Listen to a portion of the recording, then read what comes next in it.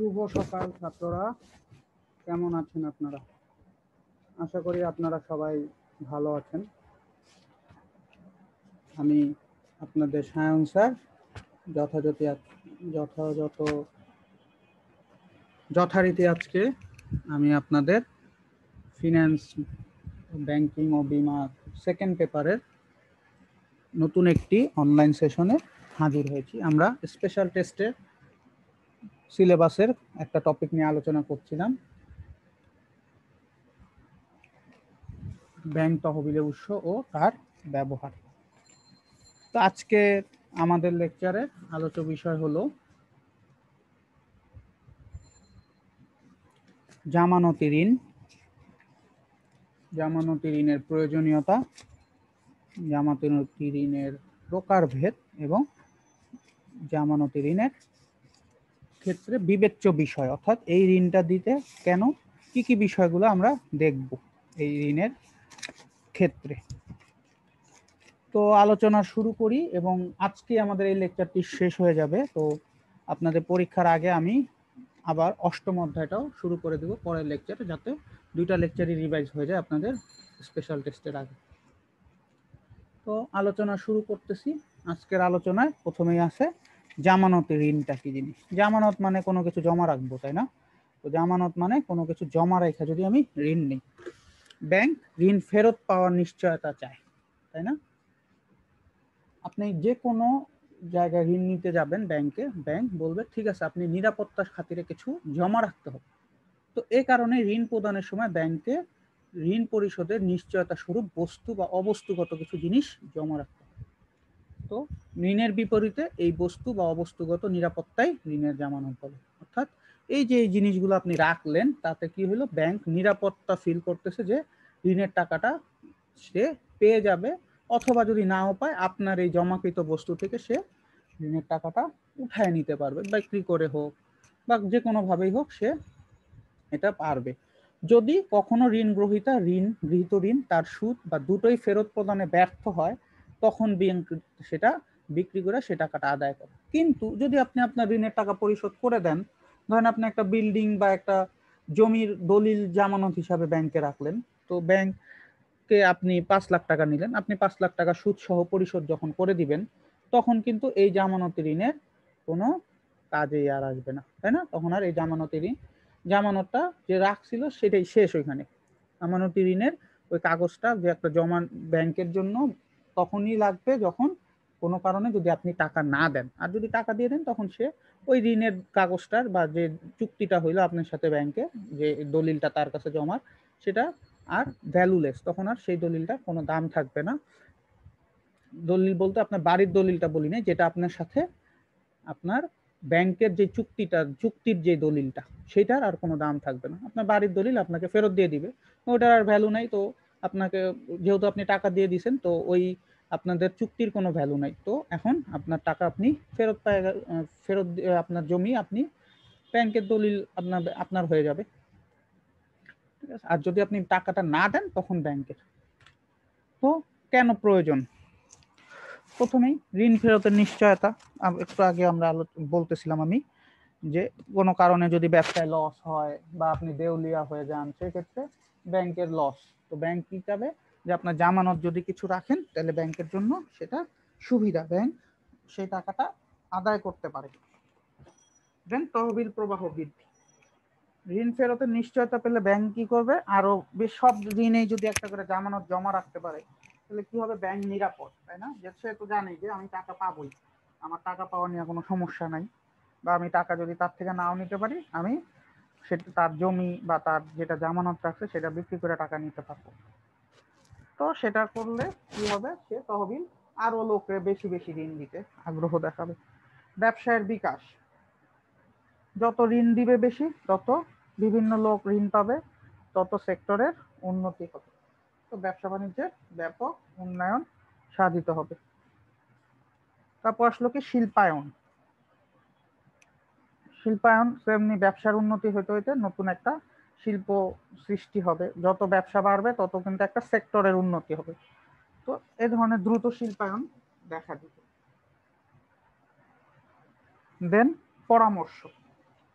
জামানতি ঋণ গ্রহীতা গৃহীত কোনো অর্থ বিভিন্ন খাতে বিনিয়োগ করলে কোন খাত থেকে অধিক লাভ হবে, ব্যাংক কিন্তু তাকে সেই ধরনের পরামর্শ দেয়। কারণ ব্যাংকও চায় না যে সে ওই জামানতটা ভেঙে বা জামানতটা থেকে টাকা আদায় করুক। সে চায় যে আপনি ব্যবসায় লাভ করে সেখান থেকে টাকা নিয়ে দেন, জাস্ট সিকিউরিটি বাবদ সে ওইটা জমা রাখতে চায়। তো সেজন্য আপনাকে সে ভালো সুপরামর্শ দেওয়ার চেষ্টা করবে যে কোথায় বিনিয়োগ করলে আপনার লাভবান হবেন। ঋণের নিরাপত্তা বৃদ্ধি, তো একই জিনিস, এটা আর আগেও বললাম, ঋণের নিরাপত্তা বাড়বে। ঋণ গ্রহীতা যদি টাকা না দিতে পারে সেক্ষেত্রে ব্যাংক আপনার সেই টাকাটা আদায় করে নেবে আপনার সম্পদ বা যেটা জামানত রাখছেন সেখান থেকে। দেন দায়িত্বশীলতা বৃদ্ধি, আপনার মধ্যেও কিন্তু একটা দায়িত্বশীলতা বাড়বে। আপনি কিছু জমা দেন নাই, ব্যাংকের থেকে 5 লাখ টাকা আনছেন, আপনার মনে হবে এটা ব্যাংকের টাকা, আমার কি, যদি না দিয়া পালায় গেলেও সমস্যা নাই। অথবা আপনি বলবেন যে লস হয়েছে আমি দিতে পারবো না, সেটা তার জোর করে নিতে পারবে না। বা আপনি দেউলিয়া ঘোষণা হয়ে গেলেন, তখনও তো জোর করতে পারবেন। তো যখন আপনি কিছু একটা জমা রাইখা নেবেন তখন কিন্তু আপনার একটা মাথায় চিন্তা থাকবে যে আমার তো সেটা ছাড়াইতে হবে, তার জন্য আমাকে টাকা দিয়ে ছাড়াইতে হবে। এবং অনেক প্রতিষ্ঠান কিন্তু দেখবেন, অনেক বিল্ডিং টিল্ডিং এ দেখবেন লেখা থাকে এই বাড়িটি অমুক ব্যাংকের কাছে দায়বদ্ধ, অর্থাৎ ওই বাড়িটাকে মর্গেজ রাইখা সে কিন্তু ঋণ আনছে। তো এই বাড়িটা যদি আমি লোন না দিতে পারি তাহলে বাড়িটা ব্যাংকের হয়ে যাবে। তো আপনার কিন্তু দায়িত্ব বেশি থাকবে ওই টাকার উপর, ওই টাকার ইউটিলাইজেশন, ভালো ইউটিলাইজেশনের উপরে আপনার দায়িত্ববোধটা বাড়বে। এরপরে আমরা আলোচনা করব ঋণের জামানতের প্রকারভেদ। প্রধানত আমরা ঋণ জামানতটাকে 3 ভাগে ভাগ করছি। একটা হচ্ছে ব্যক্তিগত, তারপর হচ্ছে অব্যক্তিগত, তারপর হলো আরেকটা ভাগ হচ্ছে আমাদের অতিরিক্ত। তো ব্যক্তিগত মানে যেটা কোনো ব্যক্তিকে যদি দেয়, ব্যাংক ঋণ গ্রহীতা ব্যক্তিগতভাবে অথবা তৃতীয় কোনো ব্যক্তিকে যদি জামানত হিসাবে সে বললো যে হ্যাঁ এই যে ব্যক্তি, ধরেন সাপোজ এলাকার একজন বড় কোনো মাথা বা বড় মেম্বার বা চেয়ারম্যান, বা আপনার পরিবারের খুব বড় যে অনেক বড় লোক কোনো ব্যক্তি, তাকে বললেন যে এ নিয়ে আমার গ্যারান্টার, যে আমি যদি টাকা না দিই উনি টাকা, এই ধরনের জামানত। ঠিক আছে, ঋণের ক্ষেত্রে জামানত দিয়ে স্থাবর অস্থাবর সম্পত্তি গ্রহণ না করে কোনো ব্যক্তি বা তার পক্ষে কাউকে সেটাকে রাখতে পারে। সেক্ষেত্রে যাকে আপনি জামানত রাখবেন তার সুনাম, তার আর্থসামাজিক অবস্থা বা আপনার আর্থসামাজিক অবস্থা, এগুলোর উপর নির্ভর করে থাকে। মেনলি সাধারণত আমাদের দেশের ক্ষেত্রে বিভিন্ন সুনামধারী ব্যবসায়ীরা বা রাজনৈতিক ব্যক্তিত্ব যারা আছেন বা বিভিন্ন সরকারি কর্মচারীরা বা বড় বড় যাদের পয়সাওয়ালা লোক তাদেরকে ব্যক্তি জামানত হিসেবে রাখা যায়। দেন আমরা অব্যক্তিকের মধ্যে অনেকগুলো ভাগ আছে, তো এটা নিয়ে একটু পরে আলোচনায় আসি। তো এখন আমরা আমাকে অতিরিক্ত জামানত বা আমানত নিয়ে কথা বলি। এখানে জামানত হবে, আসলে এখানে একটু টাইপিং ইরর হয়েছে, আমানত হয়ে গেছে, এটা জামানত হবে, সরি ফর দ্য মিস্টেক। অতিরিক্ত জামানত, তো ঋণ নিরাপত্তা নিশ্চিত করার জন্য স্থায়ী অস্থায়ী সম্পত্তি ছাড়াও যদি আপনি অতিরিক্ত আরো কিছু জমা দেন সেটাই হচ্ছে অতিরিক্ত জামানত। এটাও ব্যক্তিগত বা অব্যক্তিগত হইতে পারে, অব্যক্তিগত মানে কোনো ব্যক্তি হবে না। এটা নিয়ে আমরা ডিটেলে আসতেছি। তো এরূপ জামানত গ্রহণের ফলে ব্যাংক কি হবে, ঋণের নিরাপত্তাটা আরো বাড়বে, কারণ আপনি একটা বিল্ডিং তো দিলেনই, সাথে আবার কোন একটা ব্যক্তিকেও বললেন যে সেও এটা জামানত হিসাবে কাজ করবে, তার মানে অতিরিক্ত একটা কিছু দিলেন, তাহলে ওটা অতিরিক্ত জামানত। এটা খুব কম হয় অতিরিক্ত জামানত, ঠিক আছে। তো এবার আমরা আসি অব্যক্তিক জামানত। তো এখানে কোনো আমরা ব্যক্তিকে রাখতেছি না, কোন স্থাবর অস্থাবর সম্পত্তিকে আমরা ইউজ করতেছি আমাদের জামানত হিসেবে। তো এখানে আমরা 4টা পার্টে ভাগ করছি। প্রথমটা হচ্ছে পূর্ব শর্ত, ইংলিশটা হচ্ছে লিয়েন। অনেক সময় আপনাদের প্রশ্নে কিন্তু পূর্ব শর্ত কি আসে, অনেক সময় লিয়েন কি আসে, একই জিনিস। জামানত হিসাবে যে সম্পত্তি ঋণদাতার দখলে দেওয়া হয় এবং ঋণের অর্থ পূর্ণ পরিশোধ না হওয়া পর্যন্ত সেই সম্পত্তির মালিক ঋণদাতার নিকট কি থেকে যায় তাকে পূর্ব শর্ত বলা হয়। আবার বলি, যে সম্পত্তি ঋণদাতার দখলে দেওয়া হয় ঋণের অর্থ পরিশোধ না হওয়া পর্যন্ত মালিকানা ঋণদাতার নিকটই থেকে যায়। ঋণদাতা মানে যে ব্যাংক, সেই আপনি সব টাকা পরিশোধ না করলে পুরো সম্পত্তি যতক্ষণ না পর্যন্ত পরিশোধ হবে ততক্ষণ পর্যন্ত ব্যাংকের হাতেই সেটা থাকবে। এটা আবার 2 প্রকারের হয়, সাধারণ ও বিশেষ। সাধারণত কয়েকটি ঋণের বিপরীতে যে অর্থের পূর্ণ পরিশোধ না হওয়া পর্যন্ত ব্যাংকের দখলে থাকলে বা ব্যাংকের অধিকার অন্যকে হস্তান্তর করতে পারবে না। যে আপনার ঋণ পরিশোধ করতে পারতেছে না, ব্যাংক চাইলে আরেকজনকে দিয়ে দিবে, সেটা করতে পারবে না। কতদিন পর্যন্ত? এটা সম্পত্তি ঋণের অর্থ পূর্ণ পরিশোধ না হওয়া পর্যন্ত। কয়েকটি ঋণের বিপরীতে যে জামানতি সম্পত্তি ঋণের অর্থ পূর্ণ পরিশোধ না হওয়া পর্যন্ত ব্যাংক দখলে থাকে, ব্যাংকের দখলেই থাকবে এবং সেটা আপনি চাইলে ব্যাংকের অধিকার অন্যকে হস্তান্তর করতে পারে না, ব্যাংক এটা পারবে না। আবার আপনিও চাইলেও করতে পারবেন না যে আমার সম্পত্তি আমি আরেক মালিকানা চেঞ্জ করবেন, পারবেন না। বিশেষটা হচ্ছে বিশেষ ঋণের ক্ষেত্রে যে বিশেষ জামানতি সম্পত্তি ঋণদাতার দখল ছাড়াও শর্ত মোতাবেক হস্তান্তর করা যাবে, চাইলে সেটা কখনো শর্ত দিয়ে চেঞ্জ করা যাবে, সেটাই হচ্ছে বিশেষ পূর্ব শর্ত বা স্পেশাল লিয়েন। তারপর হচ্ছে পণ্য বন্ধক। যে কোনো ধরনের পণ্যের দখল ঋণদাতাকে ছেড়ে দেয় তাকেই পণ্য বন্ধক বলা হয়। অর্থাৎ যে পণ্যের মালিকানা ঋণ গ্রহীতার কাছেই থাকে এবং দখল সত্ত্ব ঋণদাতার হাতে থাকে। অর্থাৎ আপনি ইউজ করতে পারবেন, সব করতে পারবেন, তো এটা হচ্ছে আপনার মালিকানা আপনার কাছে, কিন্তু দখল করার রাইট আপনার নাই।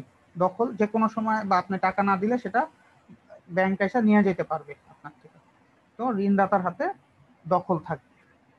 ঋণ পরিশোধের সাপেক্ষে ঋণ গ্রহীতা পণ্য ছাড়িয়ে নেয়। আপনি টাকা পরিশোধ করলেন, ব্যাংক আপনার পণ্যটা আপনাকে ফেরত দিয়ে দিবে, আর না হইলে সেটা হস্তান্তরের মাধ্যমে চেঞ্জ করে ফেলানো যাবে।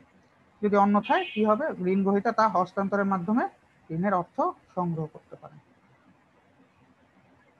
তারপরে আসলাম সম্পত্তির বন্ধক বা স্থায়ী অস্থায়ী সম্পত্তির বন্ধক। প্রথমটা ছিল পণ্য। তো এখানে কি ঋণের জামানত হিসাবে ঋণ গ্রহীতা যে স্থাবর সম্পত্তি সম্পূর্ণ বা আংশিক অধিকার ঋণদাতাকে অর্পণ করেন তাকে স্থাবর সম্পত্তি বলে।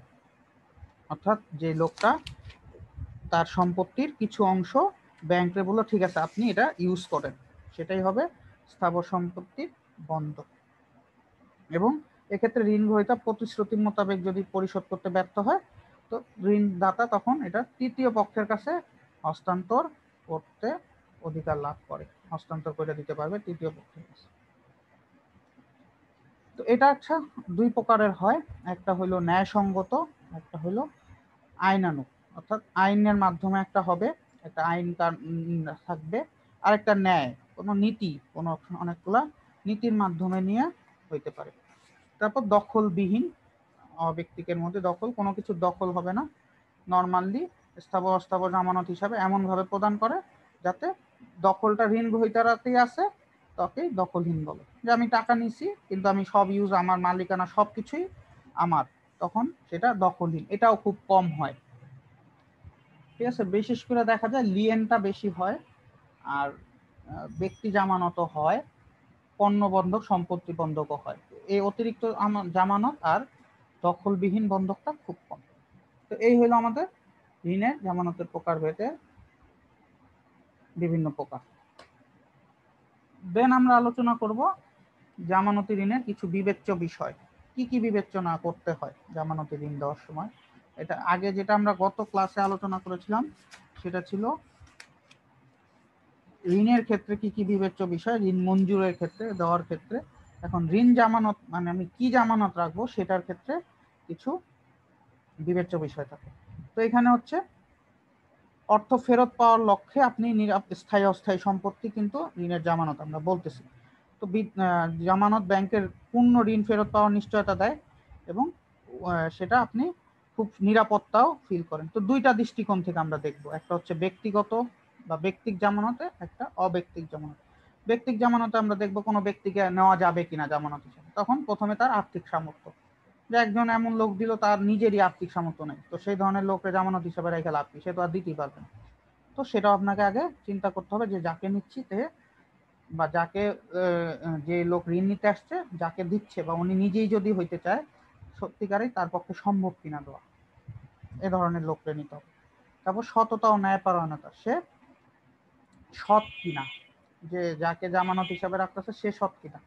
ওই লোক যদি অসৎ হয় তাহলে ওই লোকও তো পরে অস্বীকার করতে পারে। ওই লোক যদি কোনো কারণে দেউলিয়া হয় বা ওই লোক যদি অস্বীকার করে অথবা ওই লোক পালায় যায়, সেক্ষেত্রে তো আপনি টাকা পাবেন না। তার মানে ওই লোকটা সৎ কিনা দেখতে হবে। তারপর সুনাম, আমরা একটু আগে বলছি যে ব্যক্তি জামানতের ক্ষেত্রে বাজারে ব্যবসায়ী, বড় ব্যবসায়ী, বড় চাকরিজীবী, সরকারি চাকরিজীবী, বড় উচ্চপদস্থ কর্মকর্তাদেরকে সামাজিক মর্যাদা সম্পন্ন এরকম বা সুনাম আছে, অনেক লোক চেনে, এই ধরনের লোকরে ব্যক্তির জামানতের ক্ষেত্রে বিবেচনা করা হয়। তো এরপরে আসেন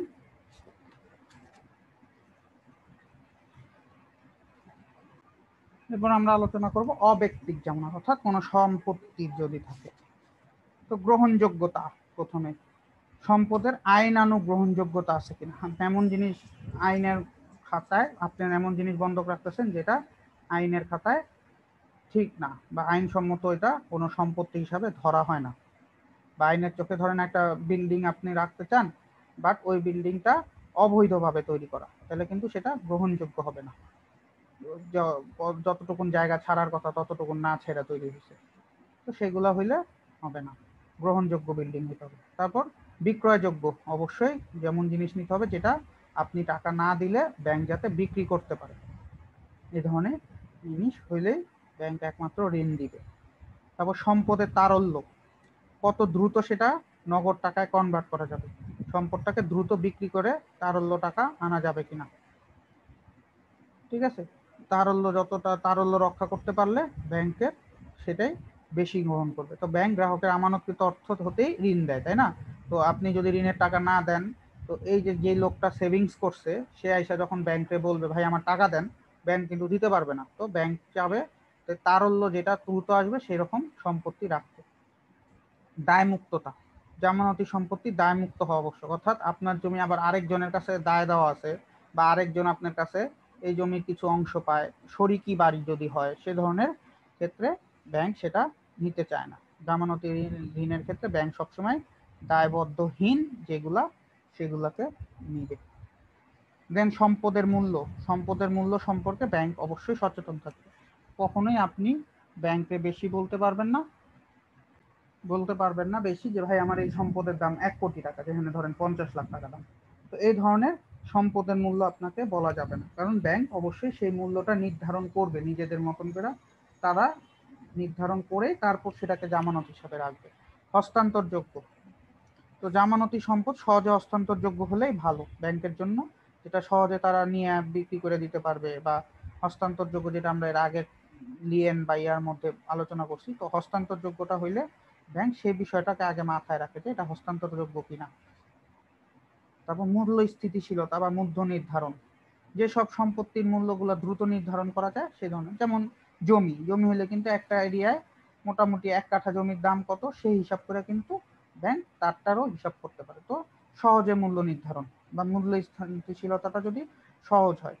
আবার যেগুলা মূল্য একই সাথে যেগুলা ওঠানামা করে, যে জামানতি মূল্য খুব বেশি ওঠানামা না করে সেগুলাই নিব, কারণ অনেক ওঠানামা করে, যেমন ধরেন সাপোজ ফ্ল্যাটের দাম কিন্তু খুব বেশি ওঠানামা করে না, তো এগুলা জামানত হিসাবে নেওয়া যায়। কিন্তু ধরেন অনেক একটা মেশিনের দাম, ধরেন মেশিন জামানত রাখবেন, তো মেশিনটা এমন হতে পারে 2 বছর পর টেকনোলজির উন্নতির জন্য মেশিনটা গুরুত্বহীন হয়ে যাবে, তো এটার নাম উঠানামা করতে পারে প্রথমে। তো ওই ধরনের জিনিস ব্যাংক রাখতে চাবে না। তো মূল্য স্থিতিশীলতা, অর্থাৎ যেইটার মূল্য মোটামুটি কম বেশি একই রকম থাকে, খুব বেশি ওঠানামা করে না, সেটা দেখবে, এবং যেটা সহজে মূল্য নির্ধারণযোগ্য সেটাও একই সাথে দেখবে। দেন হলো জামানত দখল, তো আপনি যেটা রাখলেন সেটা সহজে ব্যাংক দখল নিতে পারবে, এরকম জিনিস ব্যাংক যাবে। তো কারণ আপনি দিতে পারতেছেন না, ব্যাংক যাবে, আপনি কোনো ঝুট ঝামেলা করবেন না, এলাকার লোকজন কোনো ঝুট ঝামেলা করবে না, সহজে নিয়ে আসতে পারবে। একটু আগে বলছিলাম যে শরিকি কোনো কিছু হলে কিন্তু সেটা সহজে আনা যাবে না। তো এই ধরনের জামানত রাখবে ব্যাংক, যেটাতে খুব সহজে তারা আপনার সেখান থেকে আপনার জিনিসটা দখল নিতে পারবে। তো এই হলো আজকের আলোচনা, সবাই আশা করি উপভোগ করেছেন। তো সবার সাথে আবার পরের লেকচারে দেখা হবে, কথা হবে, বা আপনাদের সাথে ভার্চুয়ালি যোগাযোগ হবে। তো সবাইকে অসংখ্য ধন্যবাদ।